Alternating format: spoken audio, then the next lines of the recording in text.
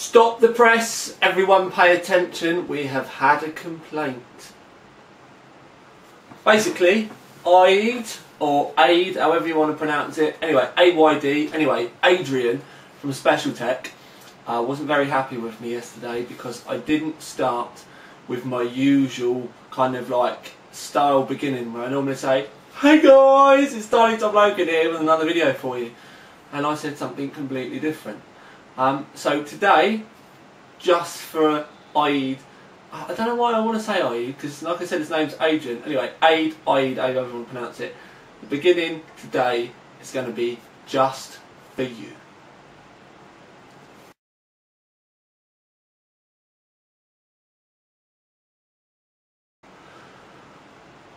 Hey guys, it's Tiny Top Logan here with another video for you.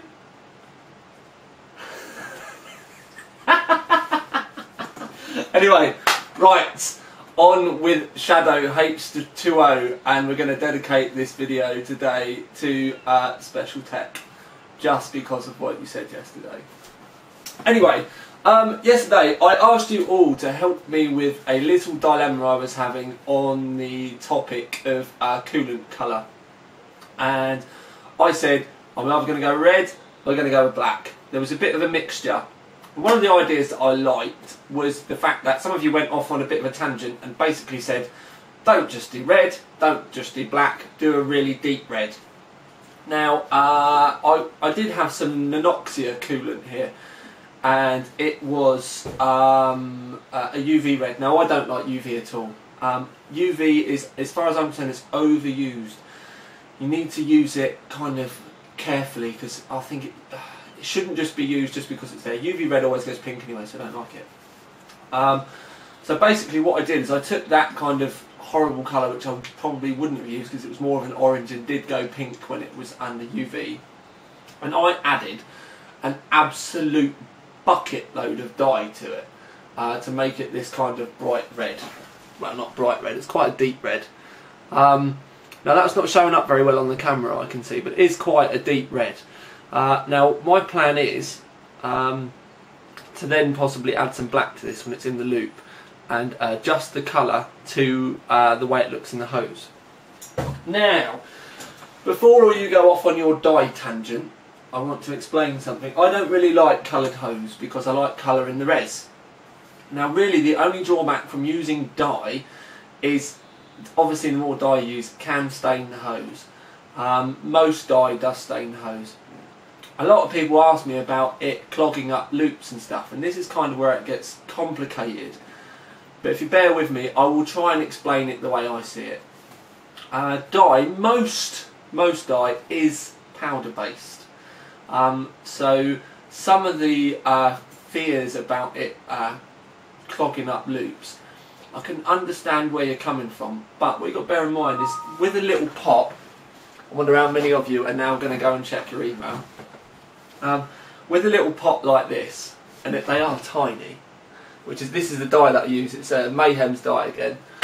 Basically this Mayhem sent me a load of dye samples a long time ago, and I keep pulling them back out for the video. Anyway, with a little pot like that, the amount of powder dye that you actually use is just ridiculous. It's so small, you basically use, you know what I mean, a little bit of powder for a big batch. So the idea of the dye itself clogging up the loops is pretty, I won't say impossible, because there's always it's a powder base at the end of the day. If it breaks down, that's fair enough, but most of the dye, especially Mayhem stuff, it's all filtered out, and it's all in the loop. Now, what you'll find is what actually happens, and this is where, when I kind of say this, you'll understand, is if you get what looks like dye building up in your loop, it's actually an algae growth that's been dyed by the dye, which everything will do in your loop anyway if you've got dye in there.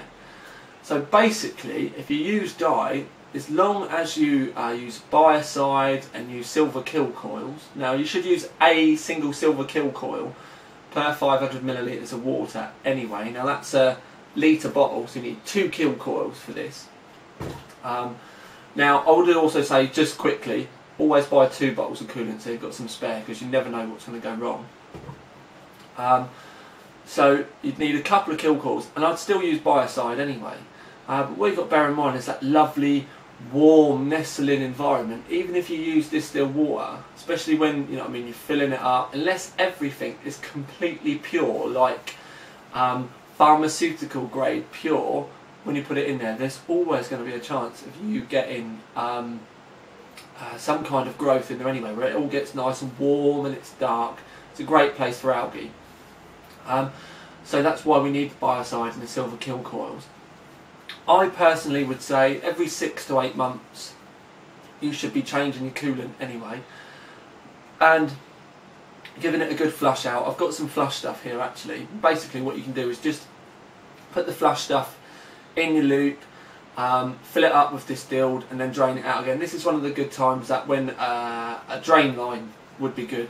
One of the reasons why I didn't fit a drain line to this is I fit the fill port instead of the drain line, and there was no way for me to put a drain line in tidily with this loop without it looking daft.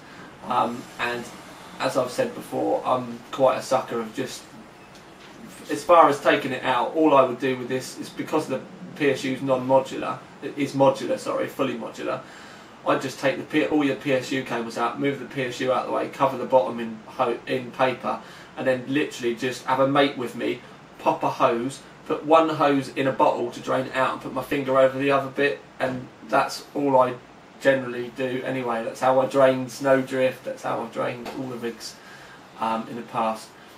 I was going to put a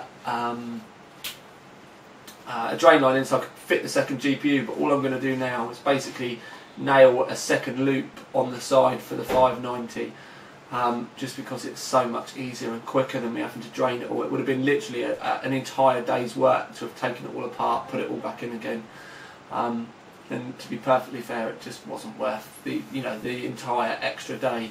I'd rather get on with more crisis videos and stuff like that.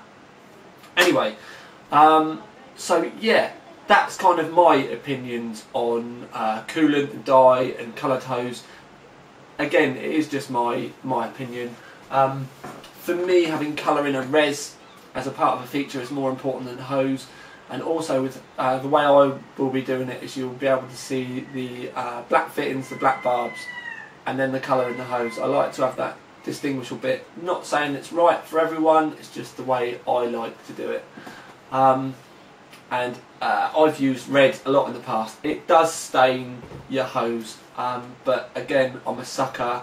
I like to get there and have a good, flush it all out. I would say 6 to 8 months. Definitely think about changing your coolant, just for no other reason than you can get in there and have a look.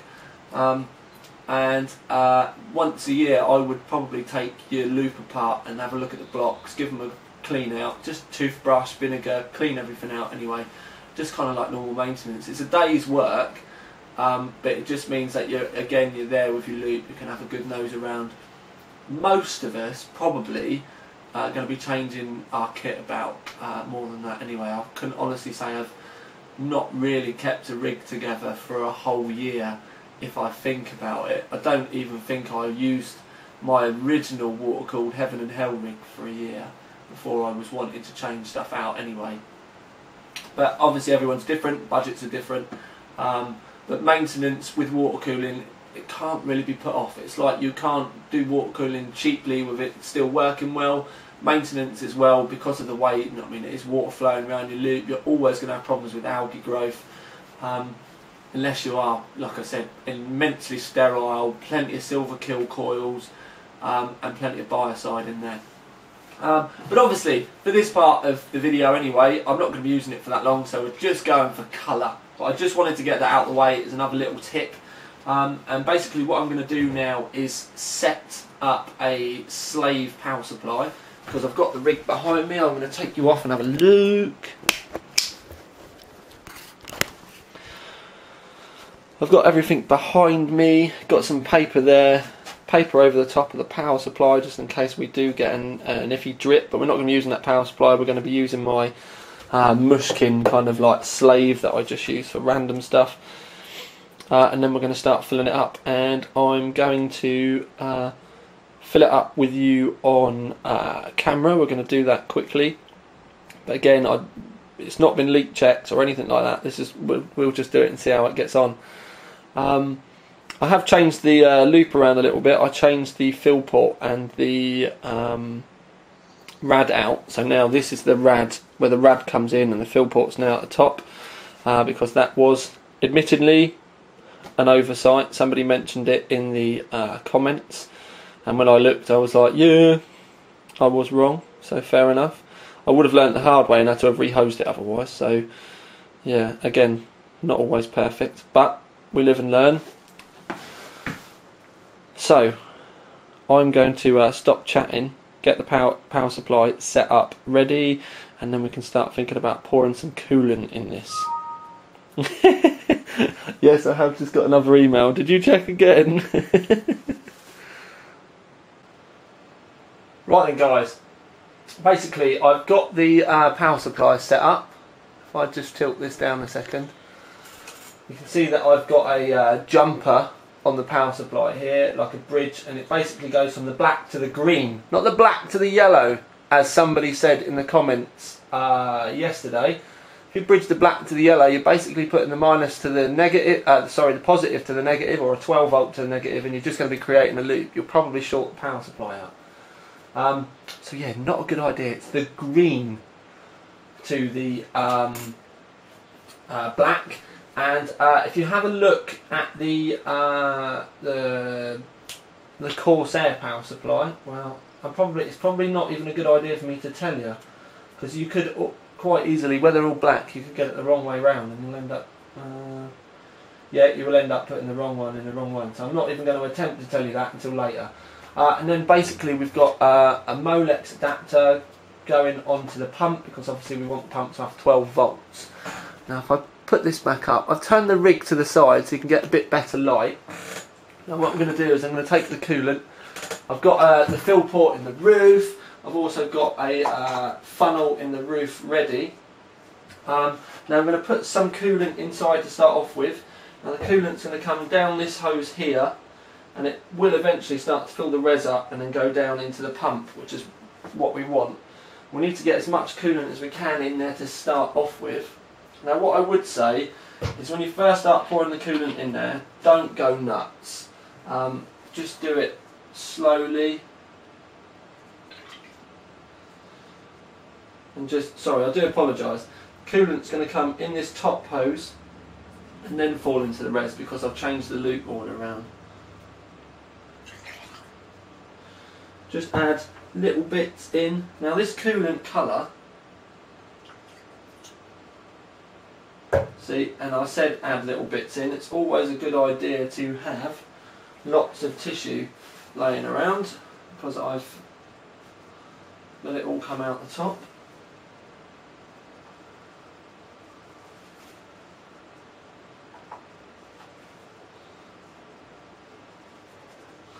As I said, I'm doing this live on camera for you, so you can see me making mistakes. Ha ha! Let me get some more tissue. This kitchen roll, or whatever you want to call it, kitchen towel, tissue paper, is pretty much essential when you're going to be doing a water cooling loop like this.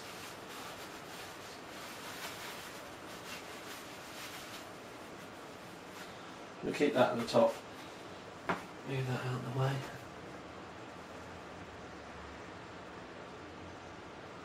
And we are starting to get coolant further down.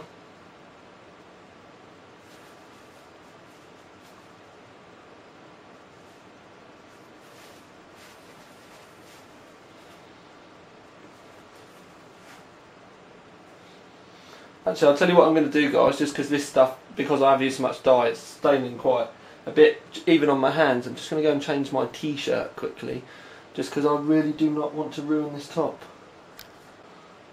Right guys, back with some old clothes on, and we're ready to go. Something I have just done quickly as well is the coolant was filling up in the fill port at the top, because where it was a closed loop there was nowhere for the air to go.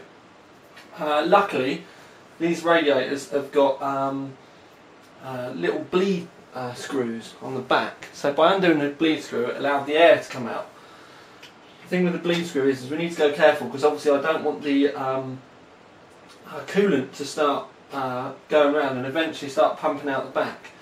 So while I'm doing this initial fill up, we'll have the bleed screw out, and then what we'll have to do afterwards is keep letting little bits of air out and making sure we don't get too many leaks. So it's going to take quite a while to fill this up, but a lot less time than it would have if we didn't have that bleed screw. Some manufacturers have pulled the bleed screws on their rads, and I was never a big fan of that idea. But we're going to slowly keep filling this up now, because we still need to go careful. Also need to still keep an eye, having a look round, make sure that we've got no leaks. You can see now that the if I zoom in, I'm sure I'll be able to tell you. Yeah, you can just about see there now that we've got our coolant in the bottom starting to fill up. So I'm going to keep topping up.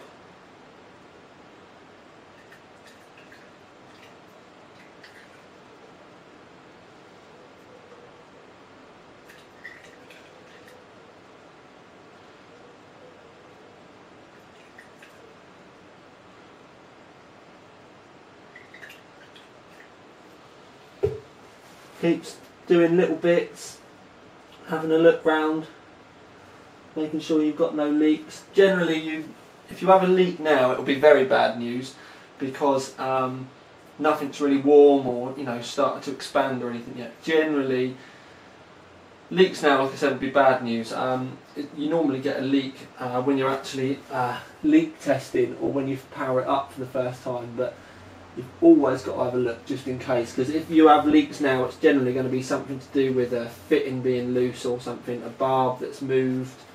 So you must always keep a close eye. We're going to keep filling this baby up.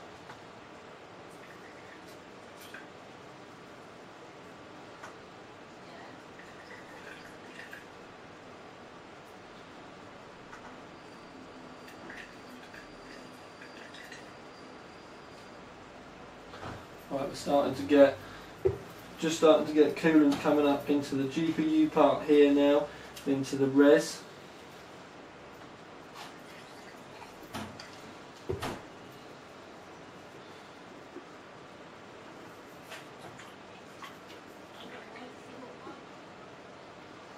Like I said, I need to start being very careful, because as soon as it starts to get up into kind of the height of the radiator, that's when I need to start thinking about that bleed, putting the bleed valve back in.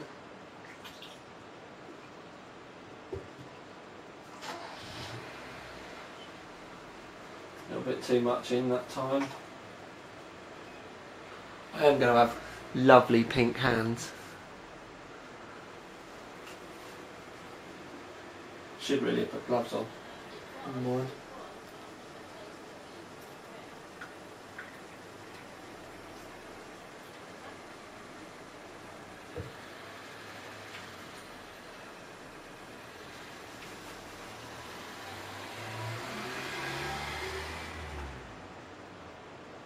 Right, so what we're going to do is wipe my hands off. I'm going to put this bleed valve back in.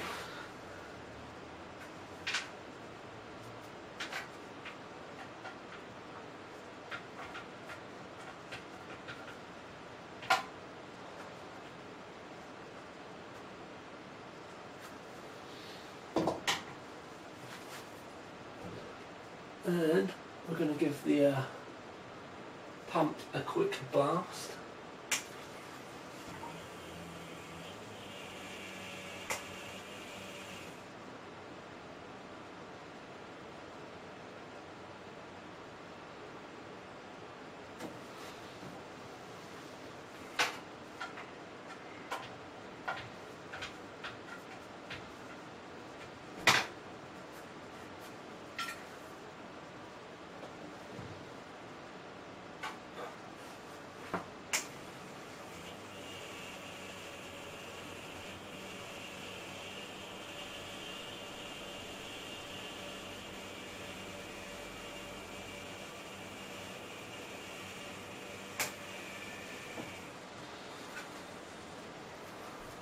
Right, basically, you've seen me start this. I'm not going to bring you through the whole process because that's already been 6 minutes of me just pouring coolant in this.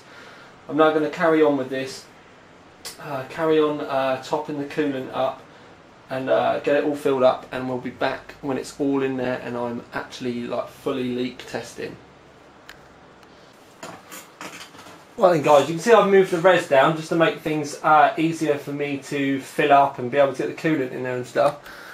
If I zoom you in on that red, well, it's not really massively visible at the moment. That's not quite what I'd say dark enough. It's a very, very nice red in the hose. In the res it's still a bit light, which is always a problem with red in my eye. So I've got some leftover black. This is literally the black that I took out of Snowdrift. It's very strong. So I'm going to start putting little bits of black in there now. So we're going to start to see the colour changing. I'm just going to stick a little drizzle in here now. Literally, I've got to be so careful with this because I don't want to overdo it.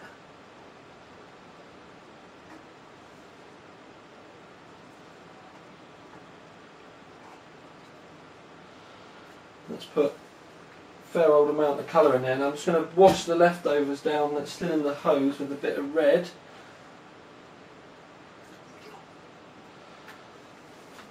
Now that's starting to go, in the res anyway, that's starting to go quite a nice darker colour, but obviously we need to get it all filtered round. So I'm now going to continue mixing the two. In fact, I think I'm just going to put no, I'm going to do it individually. I'll put a bit more black in.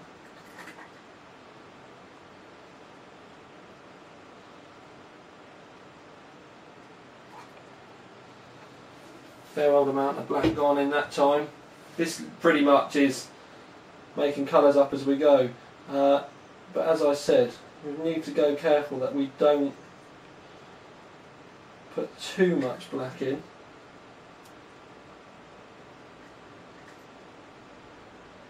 The colour in the res at the moment is a little bit too dark, but obviously that's not going to make, once it starts getting around the loop it's going to be fine.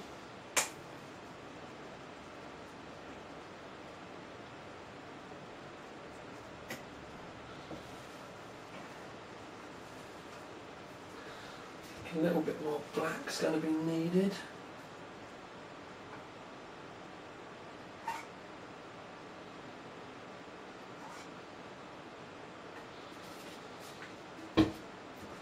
Top that up with a bit more red. Literally we're going to have to keep doing this. Now this is one of the things that with dyes and stuff you can literally make your colours up yourself.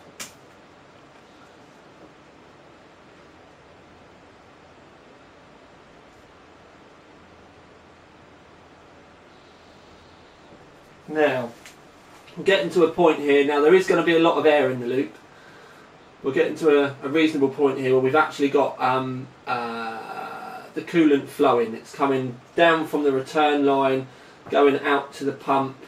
So we know we've got, the radiator is probably not full up. We know we've at least got coolant now being mixed. So now is a very good time to be looking at the colours. Sorry, I should have zoomed you out before.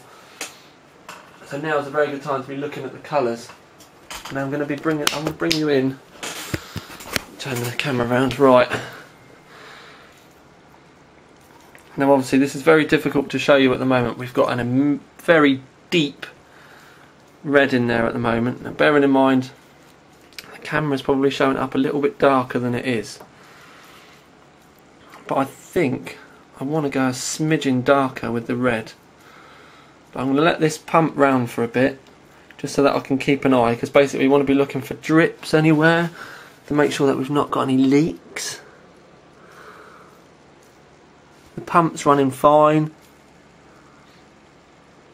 so I'm basically going to leave that for a little bit.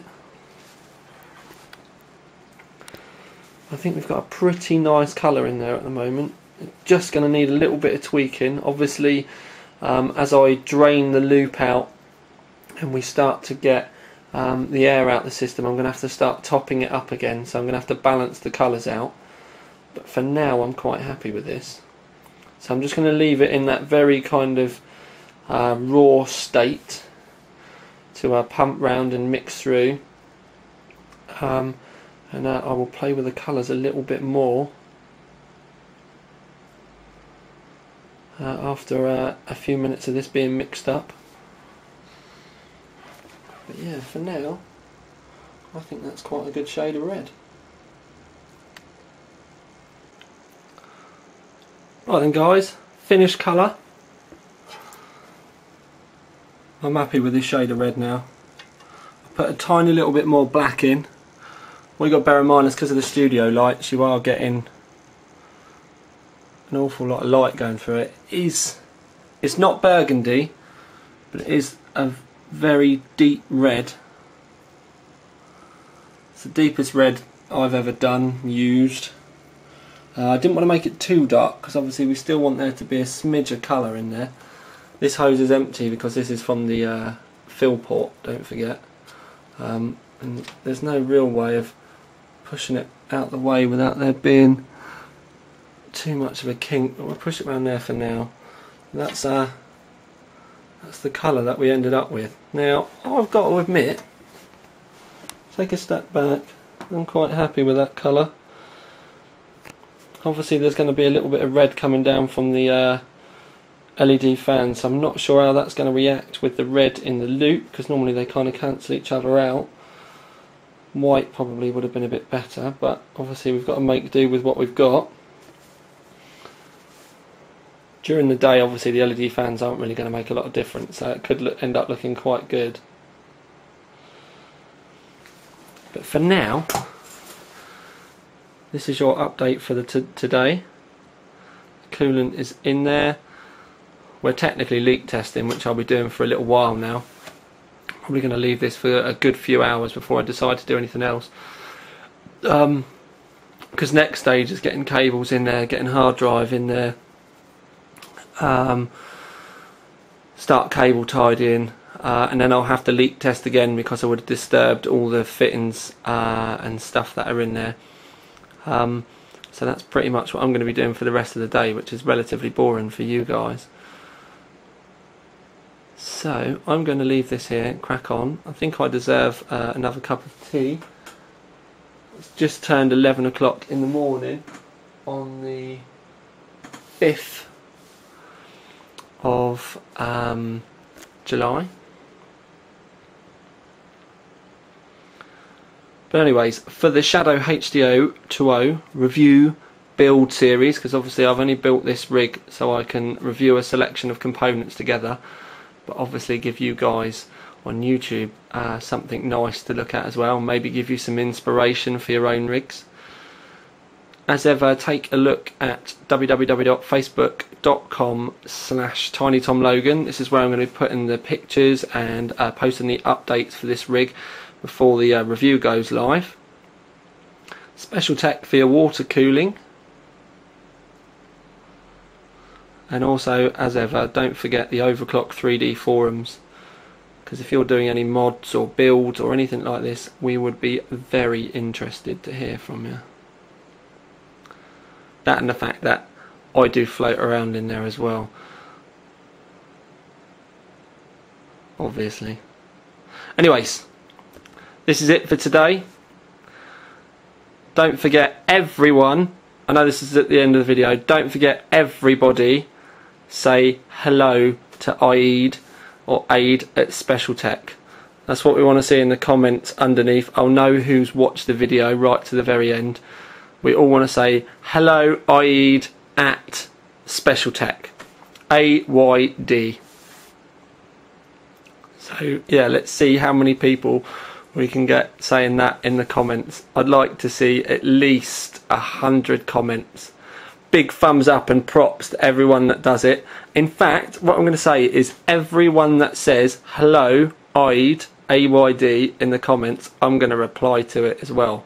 So there's a big statement. I will go through everyone and reply to it and thank you if you say hello to Aid at specialtech in the comments. Anyways, for now, this is Tiny Tom Logan, out.